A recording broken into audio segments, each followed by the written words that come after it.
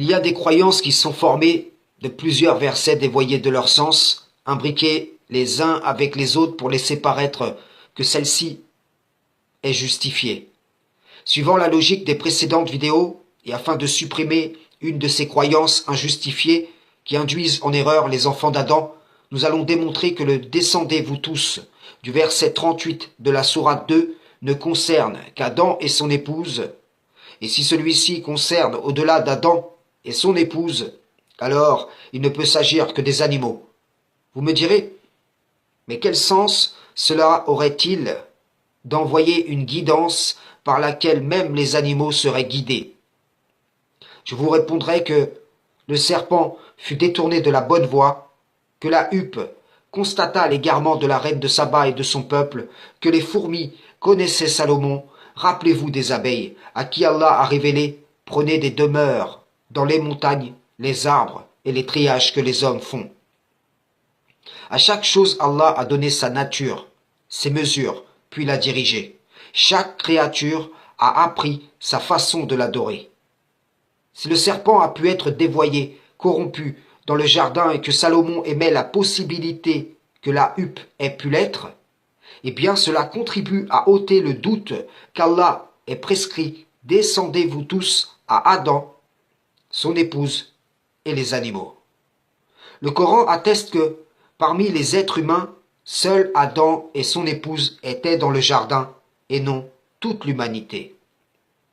Sourate 7, verset 27.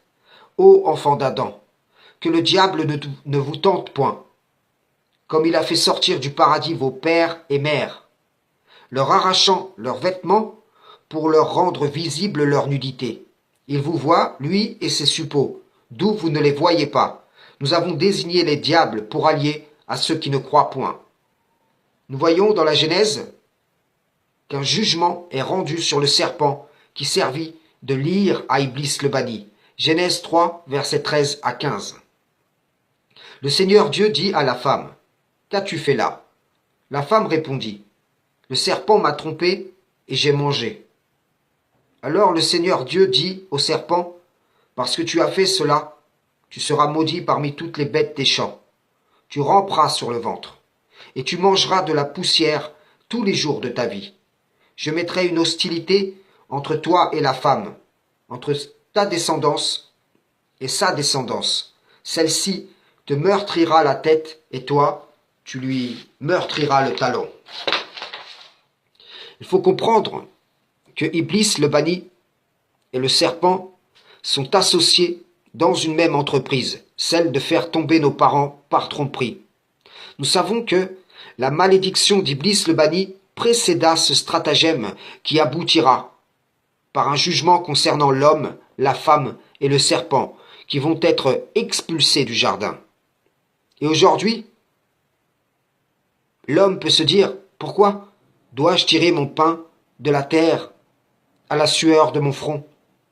La femme peut se dire, pourquoi dois-je souffrir quand je donne naissance? Pourquoi mes désirs se portent vers mon mari et lui domine sur moi? Comme le serpent peut se dire, pourquoi dois-je ramper sur le sol et manger la poussière tous les jours de ma vie?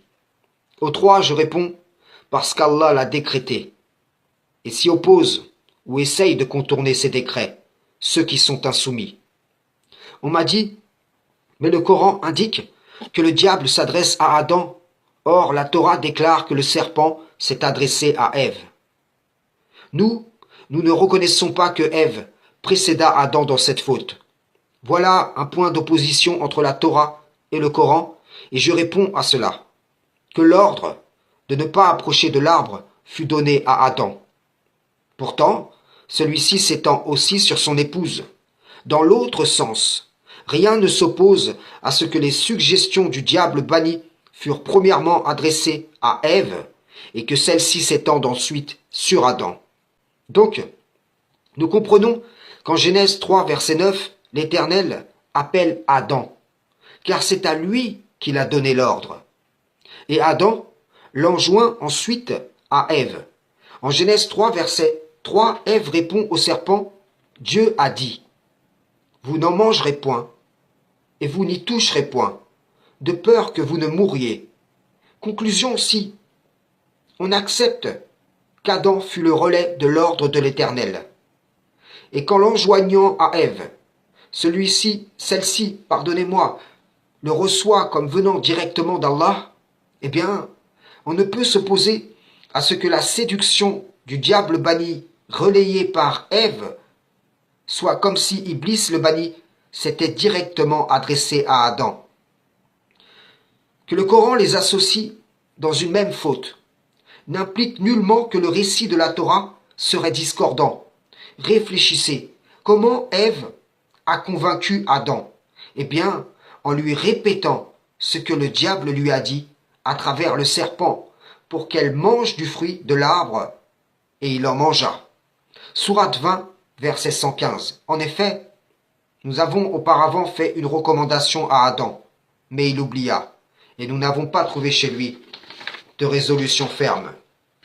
Lorsque Genèse 3, verset 5 déclare, le serpent dit, le jour où vous en mangerez, vos yeux s'ouvriront, et vous serez comme des dieux, connaissant le bien et le mal. C'est exactement comme en Genèse 20, verset 120. Puis le diable le tenta en disant, ô Adam, t'indiquerai-je l'arbre de l'éternité et un royaume impérissable?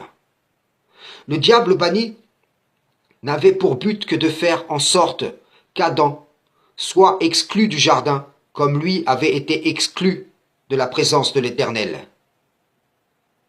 Il promit à Adam l'exact contraire de ce qu'il trouvera en conséquence de sa désobéissance à Allah. La tristesse, la faim, la nudité, la soif, l'ardeur du soleil qui frappe. Le Coran déclare que le meilleur des habits, c'est la piété. Prenons garde, car l'exemple de nos parents demeure un avertissement pour toutes les générations.